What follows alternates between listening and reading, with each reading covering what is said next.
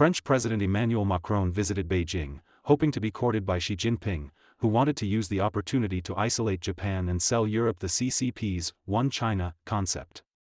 Unfortunately for Beijing, this was merely wishful thinking, and the result was the opposite. Europe understands perfectly well that if Taiwan falls under communist control, both the US and Europe would suffer immeasurable economic and strategic losses. Under such circumstances, Beijing demanding that the West take sides is utterly foolish. At the same time, Trump signed the newest pro-Taiwan legislation, which will mark the first step toward normalizing U.S.-Taiwan relations, delivering a heavy slap to Beijing.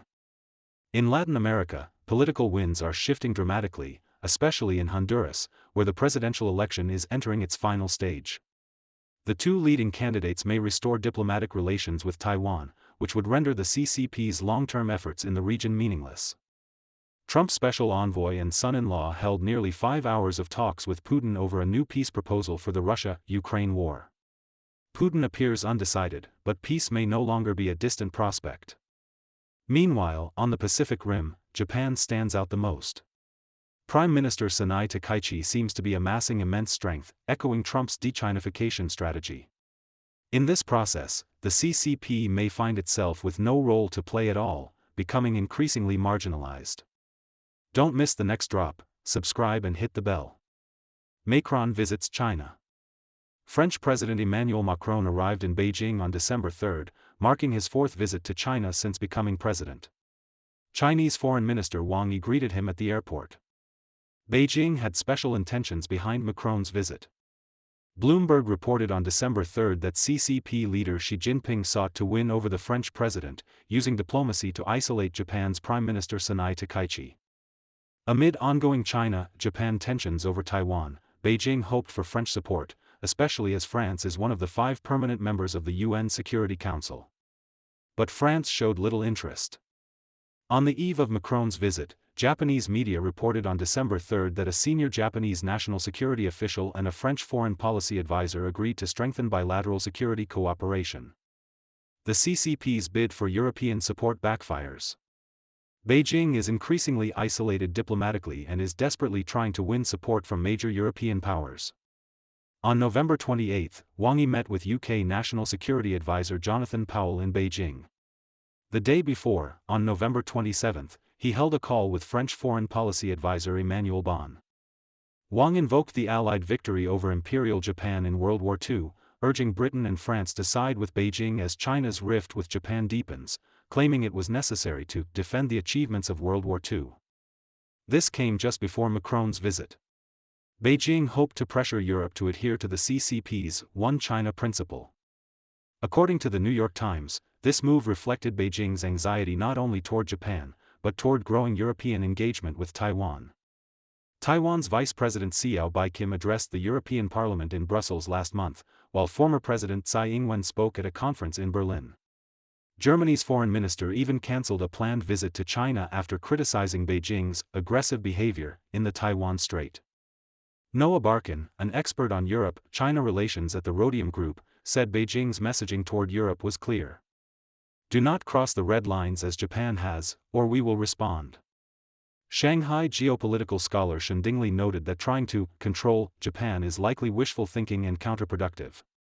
If Taiwan fell to the CCP, it would damage US and European interests, making Beijing's demand for the West to choose sides foolish, because it implicitly acknowledges that the Taiwan issue is an international matter, not China's internal affair. The CCP losing Latin America, Honduras may restore ties with Taiwan. While Beijing is desperate to win Europe, Trump has launched a de-CCP wave in Latin America, causing Beijing to lose ground it spent years cultivating. The region is undergoing major changes. Venezuela is surrounded by U.S. military pressure, with satellite images showing at least 6 U.S. warships operating in the Caribbean last week. Honduras is heading into its presidential election, and both leading candidates have indicated they may restore diplomatic ties with Taiwan. According to Reuters, both Salvador Nasrallah, who holds a slim lead, and his main challenger Nasri Asfura have said they may re-establish relations with Taiwan if elected. Trump expressed strong interest in the election. On November 26, he posted online. Asfura is the only candidate who can help the U.S. fight the communist forces dominated by drug cartels. If he doesn't win, the US will stop wasting money on Honduras. He warned the ruling party. If they win, Honduras will become another Venezuela. Previously, Argentina, Ecuador, and Paraguay all elected center-right governments, and in Chile's recent election, a hardline conservative candidate advanced to the final round. Many analysts say this rightward shift reflects U.S. efforts to purge CCP influence in the region. In March 2023, Honduras severed long-standing ties with Taiwan and established relations with Beijing. In response to both leading candidates signaling possible restoration of relations with Taiwan, Taiwanese Foreign Minister Lin Qiluan said on December 3 that Taipei remains open and will closely monitor developments. Trump signs the Taiwan Assurance Implementation Act. Trump's strategy against the CCP is two-pronged. Cutting off Beijing's expansion in Latin America, while simultaneously strengthening ties with Taiwan. On December 2, Trump formally signed the Taiwan Assurance Implementation Act, requiring the U.S. State Department to regularly review and assess Taiwan engagement guidelines, and propose plans to remove remaining restrictions. The bill passed unanimously in the Senate in November.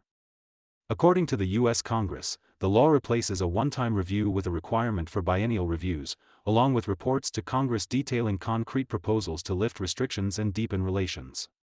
Representative Ann Wagner, one of the bill's sponsors, wrote that the law will strengthen U.S. Taiwan ties and signal America's determination to counter Beijing's dangerous ambitions for regional dominance.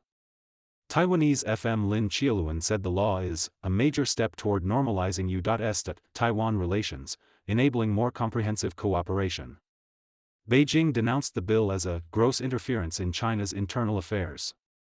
In mid-November, Trump approved his first arms sale to Taiwan since taking office, $330 million in fighter jet parts and maintenance support.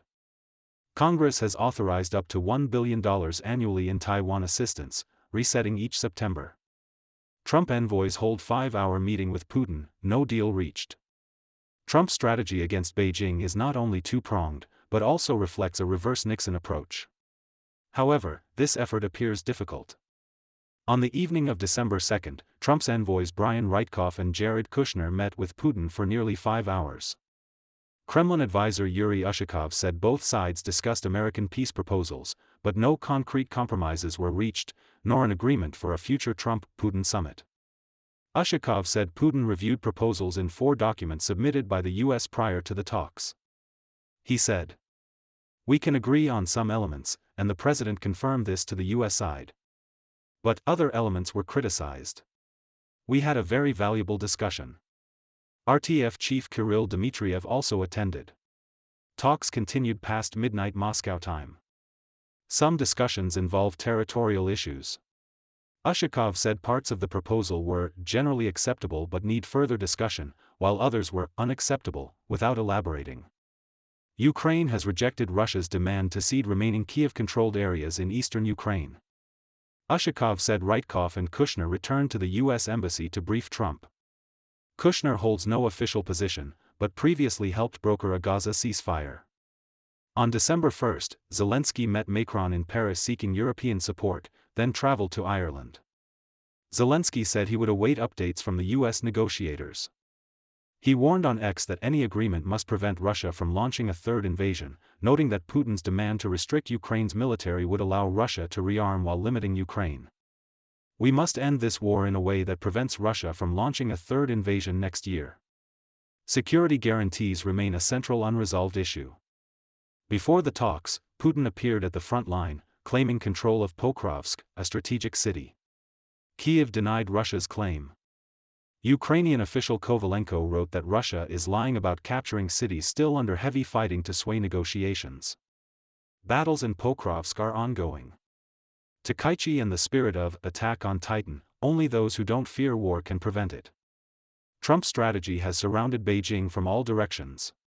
While Russia hesitates, Japan raises the banner of anti-CCP resistance. Prime Minister Sanai Takaichi is gaining increasing support. On December 1, at an investment forum in Tokyo, speaking to investors from Saudi Arabia and elsewhere, Takaichi called for expanded investment in Japan. Quoting the manga Attack on Titan, she said in English, "Shut up, give me everything you've got." She added, "Japan is back. Invest in Japan." Addressing economic security, she said reliance on foreign resources, such as rare earth minerals, creates supply risks, and that Japan will pursue supply chain diversification and crisis management investments. We will accelerate cooperation between Japanese and Saudi companies to strengthen supply chain collaborations among like-minded nations. Saudi Arabia claims to hold more than $2.5 trillion in mineral resources. Takaichi's remarks came amid continuing tension between Japan and China over Taiwan. Earlier, she suggested Japan may intervene in a Taiwan crisis, provoking Beijing's outrage. Rare earths may seem inconspicuous, but they are vital to high-tech products and military systems, laser-guided weapons, aircraft, night vision, missiles, iPhones, EVs, wind turbines, nuclear power, and more. Our goal is to work closely with like-minded countries around the world, including Saudi Arabia, to uphold and strengthen a free and open international order based on the rule of law. Saudi PAF Governor Yasser Al-Rumayyan said Saudi Arabia could become a strong partner for Asia, especially Japan, in supply chains and critical minerals. The PIF manages around $1 trillion in assets and aims to help Saudi Arabia diversify beyond oil. China currently dominates global rare earth refining. As Japan expands cooperation with Saudi Arabia, the U.S. is doing the same. On November 19, MP Materials announced a joint project with the Pentagon and Saudi mining firm Ma'aden to build a rare earth refinery in Saudi Arabia, reducing reliance on China. The facility will refine Saudi and regional rare earths into heavy and light oxides for U.S. and Saudi manufacturing and defense industries, and for sale to allies. Taiwanese lawyer and commentator Tong Wen-sun said on December 3 that anime has become a global language. Using it evokes emotional resonance. She argued that Takaichi's use of anime reflects her determination, aligning with Trump to launch a new de-Chinification revolution that will reshape global supply chains, leaving the CCP marginalized, because Beijing only knows intimidation, not modern language. Trump seeks to replace war with trade, easing conflict through business. Takaichi uses anime to declare, "Invest in me, because I am your most trustworthy partner." Tong said Trump and Takaichi are the perfect anime alliance. The stronger they are, the safer Taiwan and the world become. Trump wants prosperity, not war. And because they are not afraid of war, they are the ones who can truly prevent it.